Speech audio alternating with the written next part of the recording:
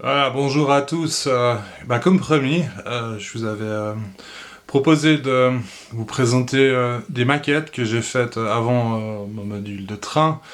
Et je vais commencer par l'une des toutes premières que j'ai faites. C'est une réplique de la Suisse qui est posée sur le bureau à côté. Il fait environ 1,80 m de long.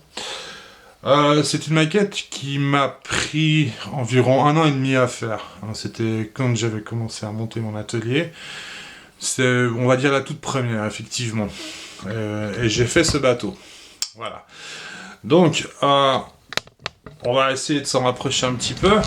Voilà. Donc, c'est une maquette qui fait, oui, on va dire environ 1,80 m. Voilà. Donc, normalement, elle s'ouvre au centre, ici, pour montrer la salle des machines. Soit dit en passant, avec les années, il y a eu de la poussière et je viens d'en enlever une partie. Je me rends compte qu'il faudra que je la nettoie un petit peu. Mais elle s'ouvre au niveau de la partie centrale pour donner accès à la salle des machines que j'ai reconstituée. Donc c'est des roues à aubes. Mais on va commencer peut-être par l'arrière du bateau, ici. Donc le petit gouvernail qui bouge. Ici, le bateau de secours qui se pivote pour aller sur le côté du bateau pour libérer les passagers si ils sont, en péril dans le lac. Mais bon, celui-là, il va jamais couler, il va pas aller dans l'eau puisque c'est du statique. On va descendre un petit peu la caméra, ça va être plus sympa probablement. Voilà. Hop. Donc, si j'approche un petit peu, voilà, on se rend compte que les roues à aubes tournent dessous, ici. Voilà. On avance pour voir le nez du bateau. Voilà. Il est sale, hein. Il faudra que je le nettoie. Voilà, 1 an et demi de travail. Le plus long, c'est la coque à façonner. Hein. C'est très très long parce que c'est fait planche par planche. C'est courbé avec une machine à vapeur. Donc effectivement, ça prend un temps de fou. On va faire comme ça. Hein. Je vais enlever l'appareil de photo. C'est artisanal les vidéos, hein, mais c'est pas grave, on s'amuse. Voilà, ça bouge, soyez patient. Voilà, ça va être beaucoup plus simple si je prends la bête comme ça. Voilà, donc on se rend compte effectivement de la taille. La coque, tout est façonné planche par planche. Donc on fait d'abord une infrastructure, une ossature en bois interne, sur laquelle on vient clouer et coller des planches qui sont façonnées avec la machine à vapeur. Ça prend un temps de fou. Le plus long, c'est la coque à faire. Voilà, hein, fond plat. Voilà.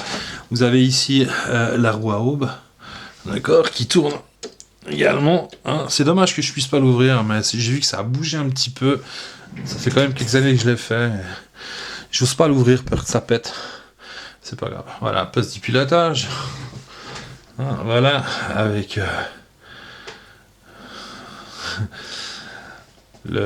comment est-ce qu'on appelle ça? C'est pas le volant, merde, ça m'échappe, c'est pas grave.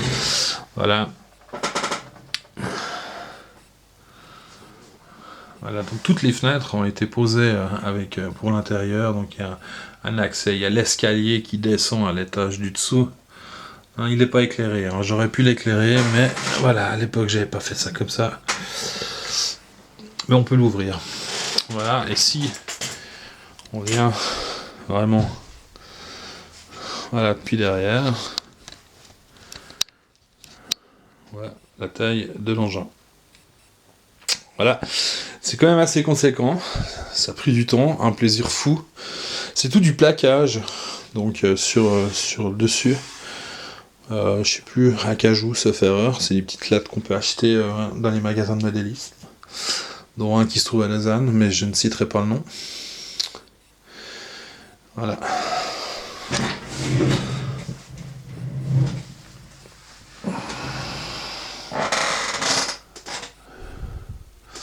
Voilà, comme ça vous avez vraiment la pièce complète qui... Voilà. Ensuite, on peut en profiter tant qu'à faire. Voilà, je vous présente les autres maquettes. Donc, on va aller. Voilà, ça c'est un char léopard, une réplique d'un char léopard de l'armée suisse qui est à Morges. Et voilà. Ça, j'ai mis 4-5 mois. Il s'ouvre complètement. Je ne vais pas le descendre, il est assez lourd. Et il s'ouvre complètement. Il y a des petites trappes en haut. Par lesquelles les soldats peuvent rentrer dans le char. Donc il y a le poste de pilotage à l'intérieur, le poste de pilotage qui se trouve ici dessous, qui s'ouvre également. Voilà, ici vous avez donc la tourelle, elle tourne aussi. Je pourrais faire une vidéo une fois à l'occasion. Si vous voulez, vous me le dites. Et puis je fais une vidéo uniquement sur le char, je le démonte, je l'ouvre. Mais dites-le moi dans les commentaires. Voilà. Ensuite, j'ai fait des avions ici. On a ici. Alors là, il y a un petit accident sur celui-là, mais c'est pas grave. Je recollerai l'hélice, elle est posée devant. C'est le Spitfire de la RAF anglaise. D'accord. Donc, c'est tout des maquettes faites entièrement en bois, à l'aide de plans que j'ai pris sur internet. Voilà. Et ensuite, fait vernis à l'aérographe. Donc, voilà. Ici, vous avez le fameux Corsair américain qui se battait contre les Zéros dans le Pacifique. Bah tiens, voilà un Zéro qui s'est écrasé. Sans doute abattu par ce Corsair, là, puis son copain aujourd'hui. Bon, lui, il est un peu handicapé là maintenant, mais ça va. C'est une petite diorama que j'avais fait comme ça suite à un crash. Et vous avez ici le BF-109 de l'armée allemande. Enfin, les nazis, voilà. Les Suisses avaient aussi des BF-109, soit dit en passant. Pendant la dernière guerre, c'était des avions achetés à l'Allemagne. Ensuite, on va monter un peu plus en gamme. Donc, vous avez ici le F-86A. Bon, je peux le rapprocher. C'est tout du bois également. Donc, Capitaine Yeager, c'est son avion. Celui qui a... Enfin, Yeager, il est décédé, sauf erreur. Mais c'est Yeager qui avait... franchi le mur du son, sauf erreur, vous me corrigerez, voilà. Je le repose. Pardon, voilà. Ensuite, vous avez le F-15 Eagle ici, avec les camouflages Desert Storm. On va le descendre également.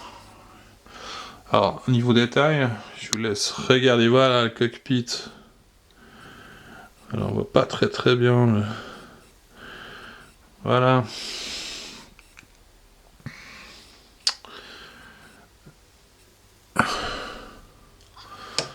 Voilà, donc, bien sûr que le F-15 Eagle est encore un avion en fonction de l'armée américaine, et probablement d'autres aussi.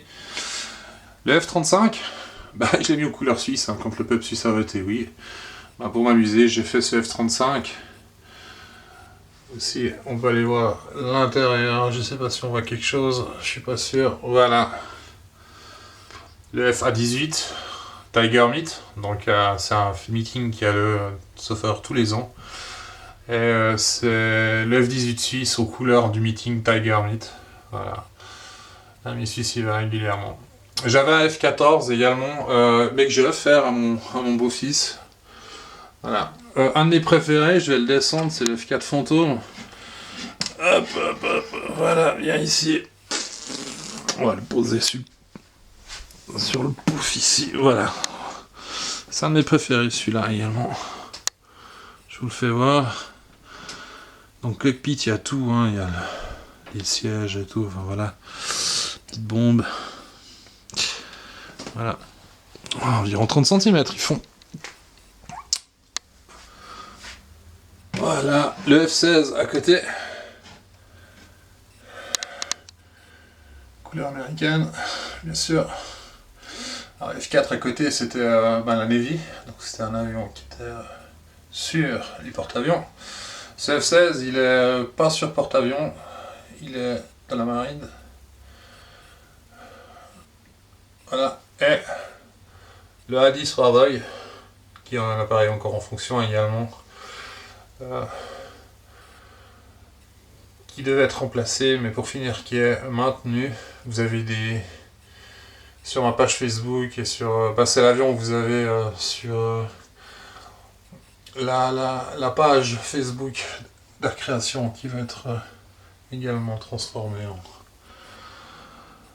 avec le nouveau nom SG Passion Médélisme. Voilà, donc un petit aperçu des maquettes que j'ai faites. Il y a aussi le HMS Victory, vous avez la vidéo sur YouTube. Voilà. Bien. Donc, voilà. Donc merci pour le petit visionnage, j'espère que vous avez apprécié, hein. C'est amateur, on fait de notre mieux. Je vous souhaite une bonne journée et puis à tout bientôt pour de nouvelles aventures. Au revoir.